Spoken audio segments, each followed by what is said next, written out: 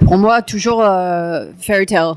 Parce que être Mother Superior, c'était pas super beau. Hein. Je préfère le costume Blue Fairy, c'est sûr. Donc pour moi, c'était vachement plus intéressant. Yeah, you'll translate for me. Yes, right. So when I'm in Storybrooke, I prefer Storybrooke because I get to have Pongo and I get to be there. When I'm actually in Fairy Tale Land. You're not there, that's right. It's just a little CGI me, right? So.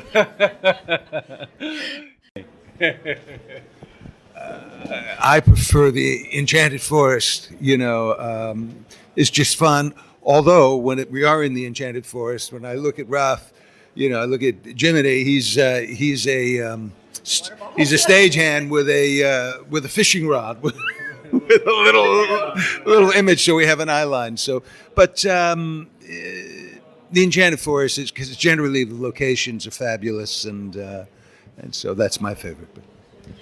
And I also love the Enchanted Forest because it means Lana is going to have the most fabulous clothes. She has got the most Eduardo Castro is the designer. Just the most fabulous clothes I think she gets to wear. Some of the best on TV. I agree, without question.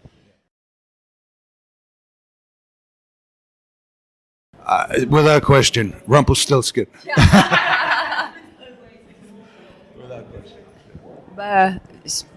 Évidemment, c'est la reine, c'est The Evil Queen, parce que, comme il a dit, les tenues sont merveilleuses, mais aussi pour moi, j'adorais The Seer, avec les yeux ici, aveugles et tout, c'était super intéressant pour moi.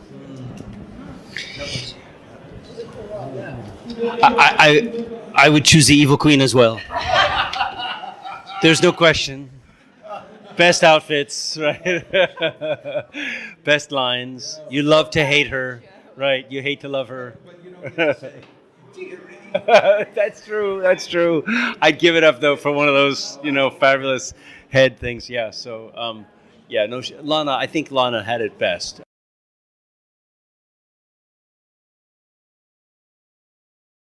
Je préférais la première. C'était le plus, je sais pas, réaliste. Et on avait plein de questions. On avait the curse, je sais pas comment dire ça en français. La malédiction, c'est ça le mot. C'est ça qui m'a plaisé. Voilà. Oui. Première. C'est tout à fait. Tout à fait, oui, oui. The first season had, before the curse ended, there was a lot of mystery, and I also loved the backstories that we did in the first season. And there was a sense of danger and possibility that kind of ended after season one because the curse ended. Yeah. I understand why they did it, but I think they should wait it like half a season more. Yeah, yeah.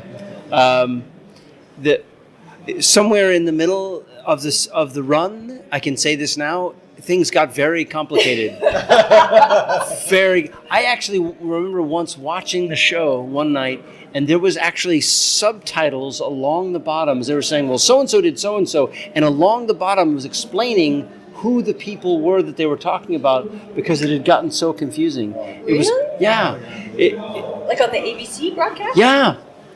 It was so it was almost like so that you knew what the references are of the people that they were talking about because it was 3 and 4 deep and what the relationships were. Anyway, it got confusing. So the earlier seasons had a pureness and a simpleness that I think really got a little lost as they went along. There were so many sort of different scenes because the key to the show was the backstory, prequels and sequels to fairy tales that we know very well.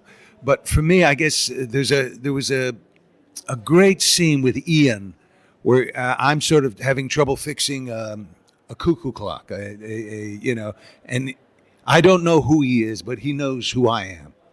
And it was just and we shot it very late at night, so sometimes it's sort of interesting. You work very long hours, and where they place a scene, I think, can have an effect on the scene. So if they had done that very early and shot it as an interior, with Night Outside, it would have had we shot it at night, probably 3:00 in the morning. And so we were very available, sort of emotionally. We were tired. And sometimes fatigue can be an asset to an actor sometimes. It lets more in. And that scene. And also getting, there was another scene where I got really, really beat up by the whale. It was, we were in a tank, and that scene. And of course, I mean, there's tons, I went to parochial school, so I was very fond of the Mother Superior, and with Raph, some of the, the story of that backstory where they told of how we were connected was very interesting. Again, very dark story, anyway. Yeah.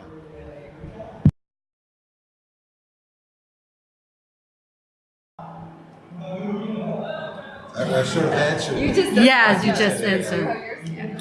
Je te passe. Merci.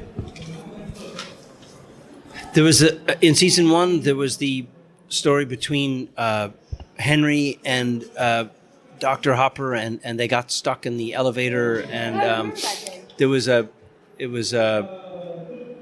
something. That whole sequence, that relationship was beautiful and wonderful to play, and it just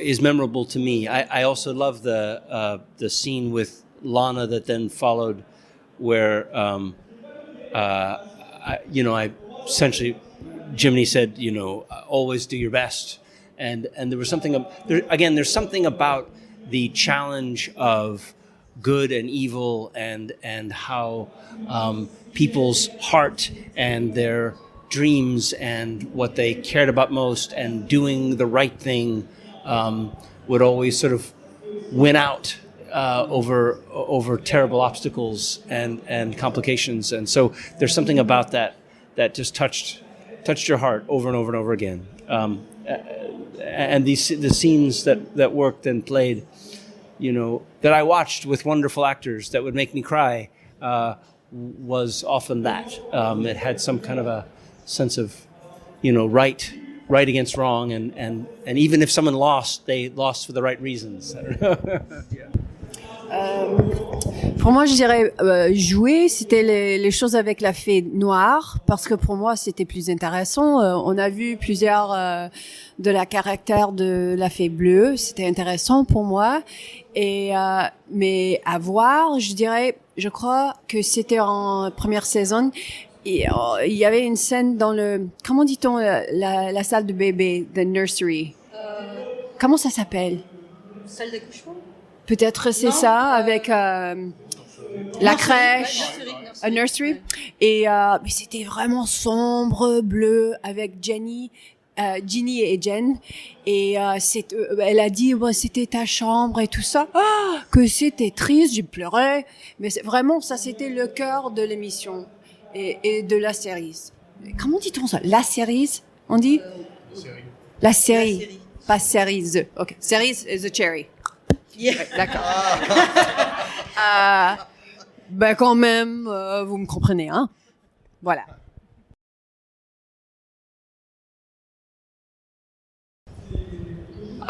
A lot of the things that I've been working on lately have been moving in the directing vein, and I know Keegan and I both have been sort of moving in that direction.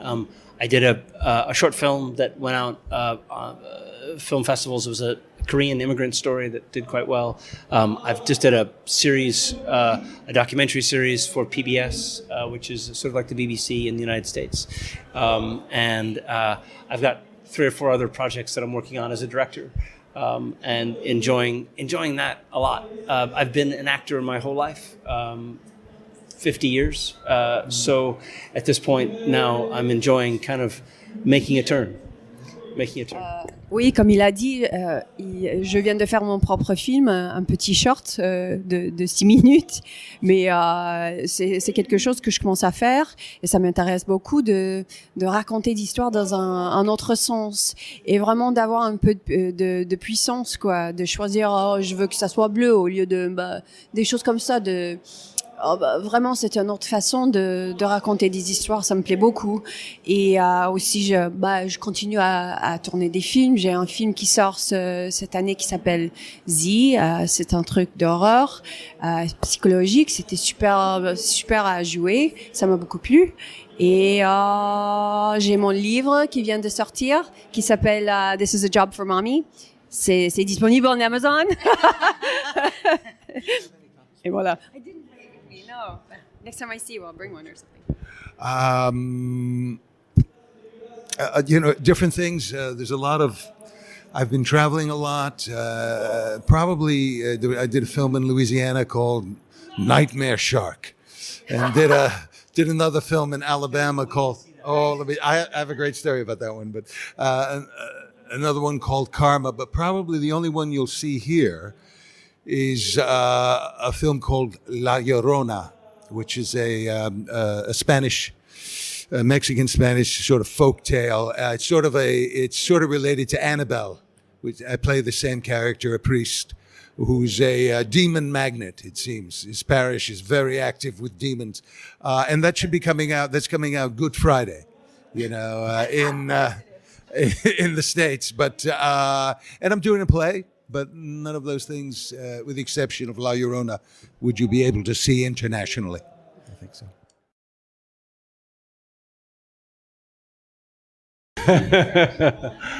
Merci beaucoup. Merci beaucoup. Je suis ravie d'être en France et d'avoir la chance de parler en français. Ça me fait plaisir. Et il faut toujours garder l'espoir. Hein? Voilà. Un plaisir to be in France, and bonne chance, and merci beaucoup. Merci beaucoup. Merci.